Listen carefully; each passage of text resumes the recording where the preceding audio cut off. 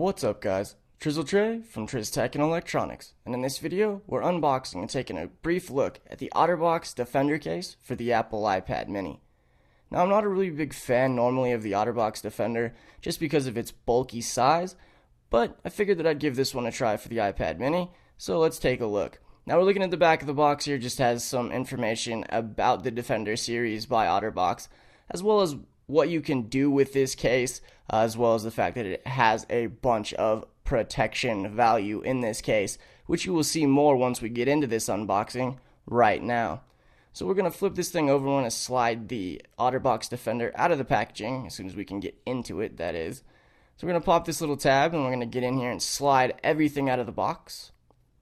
Going to pull it all out and then move it off to the side as we do, so that we can get through the rest of the riffraff, where really all of the riffraff in this case is some documentation. It gives you a play-by-play on how to take the Otterbox Defender case apart and how to put it back together with the iPad mini in it.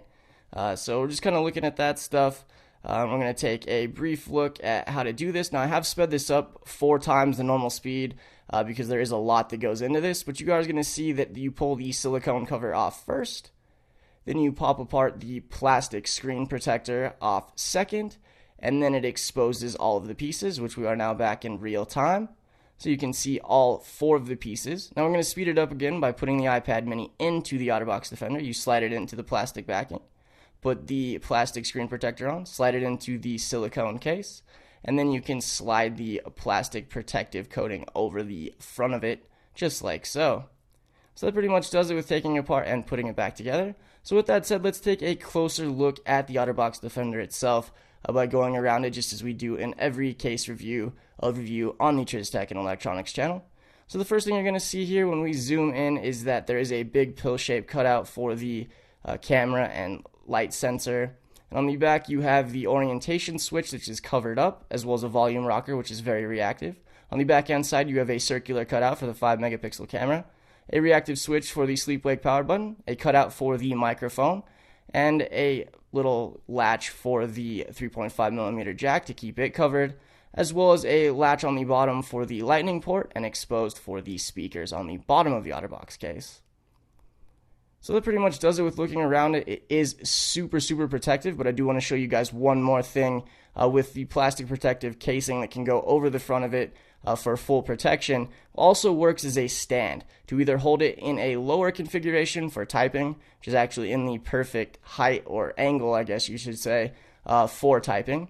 Or you can also switch it upright for a better viewing angle for media, movies, things of that nature, Netflix, whatever you want to do. I'm going to flip it back over to this real quick. So that's about the different sizes. You can actually also do them in portrait mode as well. But now we're going to move into some macro close-up images, as I always end videos with. We have a few more in this. I kind of got carried away with my new 100mm macro Canon lens. But as you can see, it gives you just the look all around of the Otterbox Defender for the Apple iPad mini. Now, my views into this case, I actually really do like it. I'm not a big fan of the plastic casing over the screen. I hate how a bunch of stuff can get stuck underneath it. That really is a huge pet peeve of mine. And I don't really like the bulk, but with the iPad mini, it does feel better in my hands than the Otterbox Defender has on any other device that I've had, which I've tested them on the regular iPad, the iPhone 5, the iPhone 4S. This one does feel the best. So if you guys enjoyed this video, definitely give it a thumbs up. Likes, favorites, shares are always very much appreciated. I really hope that you guys enjoyed. Subscribe, and I'll catch you guys in the next video. Peace.